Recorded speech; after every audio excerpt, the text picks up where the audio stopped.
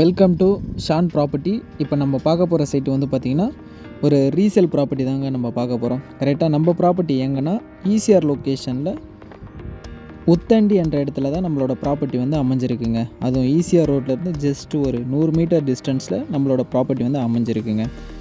இந்த ப்ராப்பர்ட்டிக்கு பொறுத்தளவுக்கு நடந்தே கூட வரலாம், ஏன்னா அவ்வளோ டிஸ்டன்ஸில் இந்த ப்ராப்பர்ட்டி வந்து அமைஞ்சிருக்குங்க.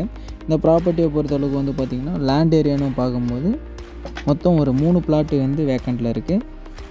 இதில் மினிமம் வந்து பார்த்திங்கன்னா 2 கிரவுண்டுக்கு மேலே தான். ஒரு 4791 ஸ்கொயர் ஃபீட்டு, 5706 ஸ்கொயர் ஃபீட்டு அப்படின்னு சொல்லிட்டு இந்த ப்ராப்பர்ட்டி வந்து அமைஞ்சிருக்குங்க.